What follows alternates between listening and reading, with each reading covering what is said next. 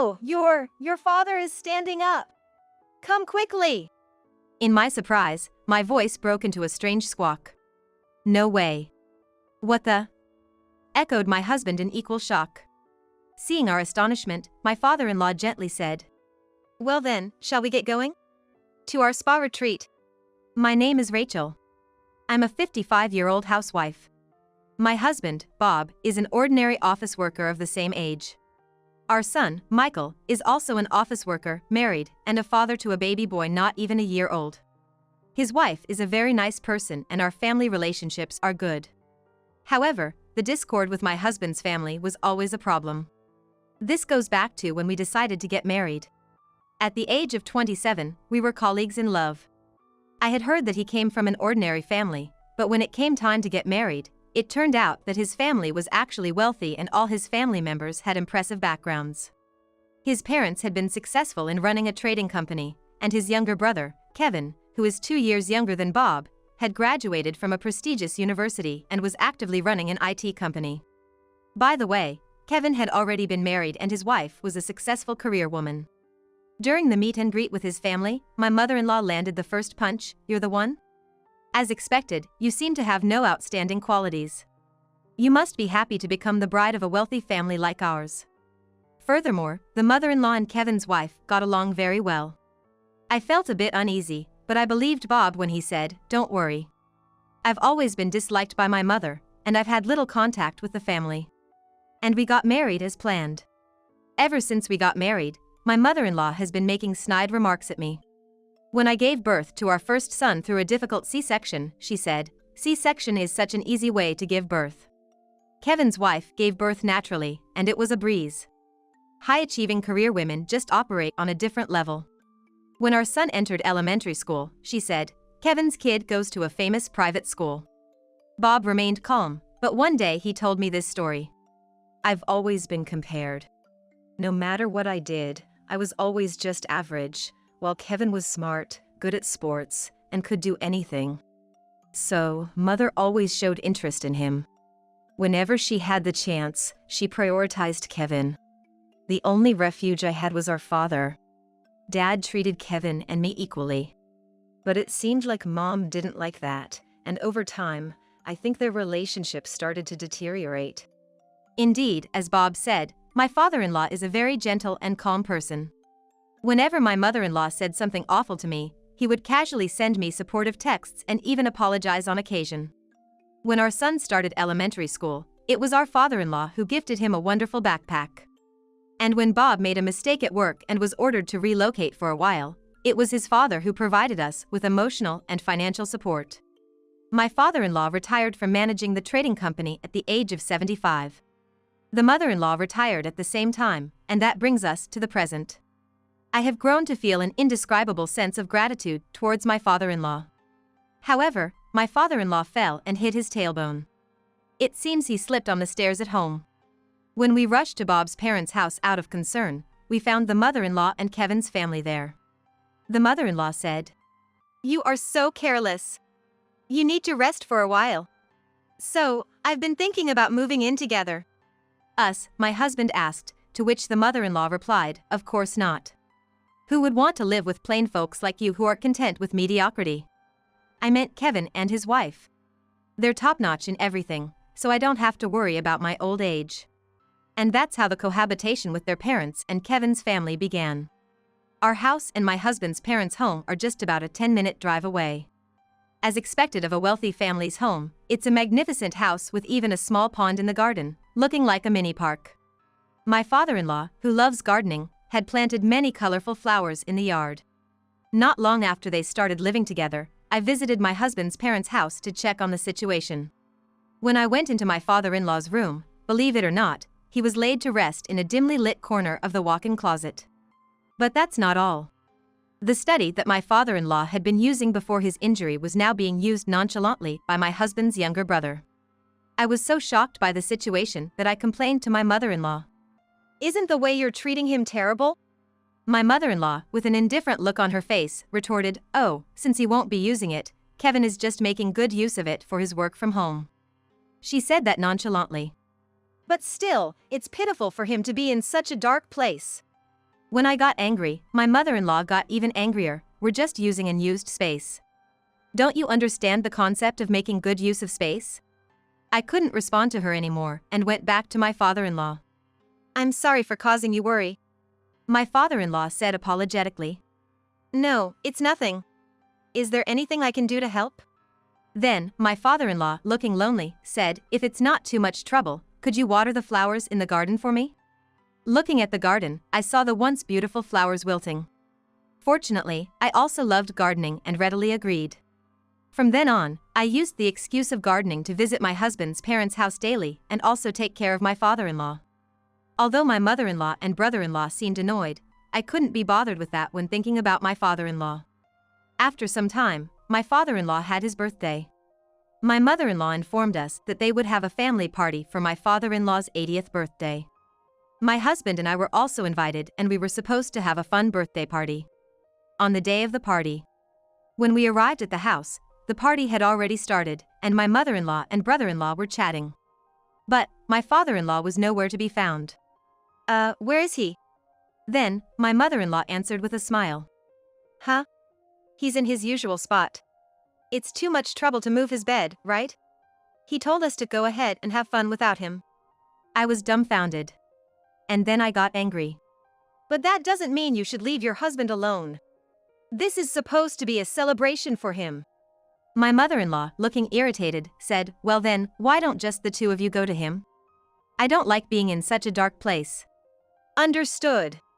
As I said that, my husband mumbled, Mom, that's not right. And we both went to my father-in-law. Oh, you've come. My father-in-law greeted us with immense joy at our visit. Happy birthday. We hope your injury heals quickly and you regain your strength soon. We celebrated his birthday in the dimly lit room.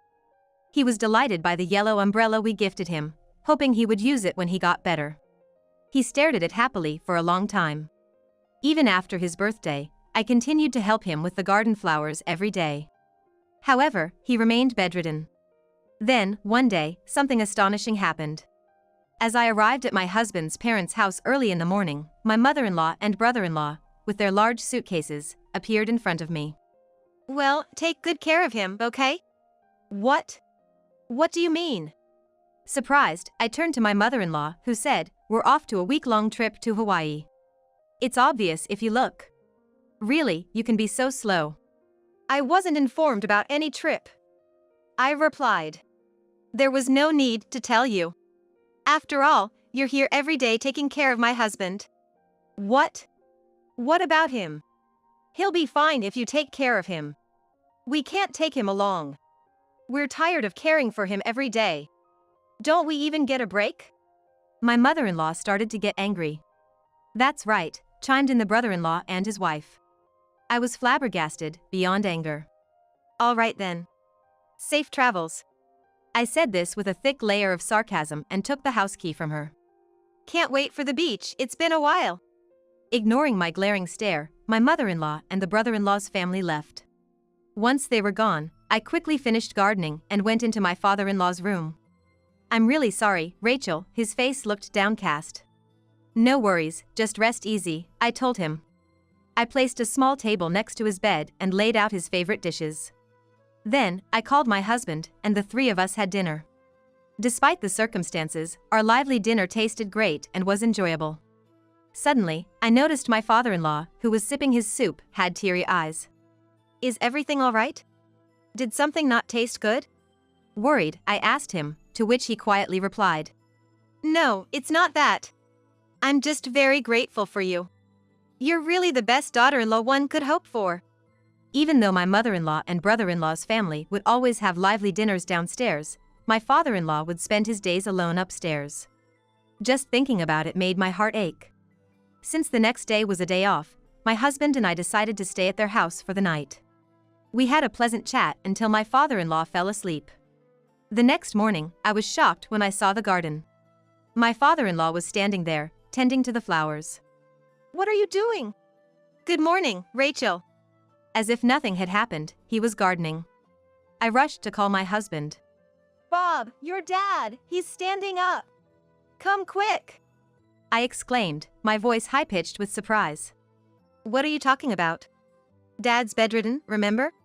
My husband rushed to the porch, only to be equally surprised. Whoa, what?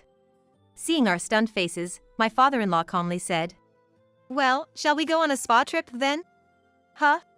Ignoring our surprise, my father-in-law remained composed and asked us to prepare for a one-night trip.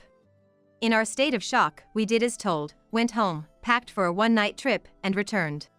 Sure enough, my father-in-law was still standing, looking very energetic. Could you drive? We headed to a spa-in. Once we settled down, we asked him, what on earth is happening? With a grin, my father-in-law confessed, I'm sorry for deceiving you. I overheard a secret conversation between my wife and Kevin shortly after we started living together. The conversation went something like this. He's gonna be bedridden at this rate. It's really a bother, said my mother-in-law. Then let's put him in a good facility. He doesn't have much time left. Let's change the ownership of the land and house to us before he passes away. If we get him to write a will, it'll be perfect. As long as we get a considerable portion, that is. He's bedridden, I can convince him easily, said Kevin. That's a good idea. Once we decide on this, we should act quickly. When we return from the vacation in Hawaii that we're gonna take with his pension savings, let's put our plan into action, said my mother-in-law. Sounds good, agreed Kevin. My father-in-law, who overheard this, knew not only of their plans for after his demise but also of their vacation to Hawaii. They are not my family anymore, he thought to himself. And he decided not to leave his land, house, or assets to his wife and Kevin. To fool them, he decided to pretend to be bedridden and maintained his leg strength by walking around the second floor when no one was around. And so, he had been thinking all along about who to let inherit the estate. My father-in-law said proudly, I've been feigning bedridden all this time, waiting for the right opportunity. I want you all to inherit my estate. My mother-in-law and brother-in-law, who had been enjoying a trip to Hawaii, returned home a week later. By that time, my father-in-law had already consulted with a lawyer he had hired in advance and had transferred the ownership of the land and house to my husband. Furthermore, he had finalized a will regarding the inheritance. Then, on the day of their return, my mother-in-law and others were surprised to see my father-in-law walking briskly around. What's happening? They exclaimed in astonishment. He told them, we need to talk about the future. Come to the living room now. He called all the family members into the living room. Hey, why are you standing? My mother-in-law asked, shocked. I've been well for a while. I've been doing physical therapy secretly at night after you all have gone to bed. I've seen through all your plans. What plans? My mother-in-law played dumb. Weren't you trying to put me in a nursing home, make this land and house yours, and make sure you inherit all the estate? His strong words made his mother-in-law and brother-in-law, Kevin, pale. Dad, you must be mistaken. I've heard with my own ears the conversation you had with her in my room. There's no mistake. You must have enjoyed the Hawaii trip with the pension I had saved. It's easy to see if you look at the bank book. He glared at them and said, first of all, about this land and house, I've decided to give them to my eldest son, Bob. He spread the deed on the table. What? His mother-in-law and Kevin were petrified. There's more to it. He continued the conversation regardless of their reactions. I've decided to ask Bob and his wife to manage my estate. I've made a will too. Why? No offense, but Bob is just an average worker. We can manage money better. After all, we run a business. Kevin finally interjected. Managing money is indeed challenging. That's why I've introduced them to a competent lawyer and tax accountant. But Kevin is superior to Bob in every aspect. He spoke sternly to his persistent mother-in-law. Kevin, isn't your company on the verge of collapse? What? How do you know that? I have a friend who's well informed about business matters. Your company is seeking large loans, but you have no hope of repayment, do you? What? At my father-in-law's accusation, my brother-in-law Kevin started to panic, looking like he might spit up his drink. You know, the other day a reporter from the Financial Times came to interview me. He was talking about investments or something like that. My husband responded, laying a business card from the well-known newspaper on the desk. And that reporter wanted me to tell you, the truth has already been uncovered. What does that mean, Kevin? As my father-in-law interrogated him, Kevin seemed to resign himself and confessed, I really did fail with my investment. I got carried away by a fellow entrepreneur's sweet talk. I rounded up investors and handed the money over to him, and then he disappeared. He ran off with the money. I was planning to sell the real estate I inherited from Dad to cover the debt. He admitted and hung his head in shame. But Kevin, you promised it would definitely be profitable. What about my share? What? Mom, you invested too? My husband threw up his hands in exasperation. When I heard it was guaranteed to be profitable, I invested $300,000. I told my friends the same story, and they should have invested about $200,000 in total. What? So that's a total of $500,000? I was shocked, following my husband's surprise. Kevin, you call yourself a businessman and yet you can't even spot a scam like that. I can't entrust my fortune to someone like you. Have some shame. And you, I knew about your $300,000 investment. When you went to Hawaii, I checked all the bank cards in our house. You will have to take responsibility and leave this house. What? That's too much. This house is all I have. You and Kevin were the ones who took this precious house for granted. Dad, help me out here. Please help. Ignoring their desperate pleas, my father-in-law left the room. Afterwards, my brother-in-law, Kevin, was left scrambling to repay the investment money, and he had to let go of his company. He tried to start another one, but with his reputation completely ruined, he failed. His high and mighty wife couldn't tolerate such a condition, and they soon divorced. The mother-in-law, whom she used to get along with them so well, turned hostile due to financial strains, leading to constant quarrels towards the end. My father-in-law and mother-in-law also ended up divorcing at a very old age. When it came to the division of assets during the divorce, the majority of the funds had to be used to repay the investments made to the mother-in-law's friends, leaving them with virtually nothing. Divorced and in a financial pinch, my mother-in-law is getting by with the little money she gets from my father-in-law every month, but all we hear are complaints. She lost her family, money, and is now living alone in loneliness. I bumped into her in the neighborhood the other day. She, still prideful as ever, claimed that living alone is comfortable, but her loneliness was clearly showing.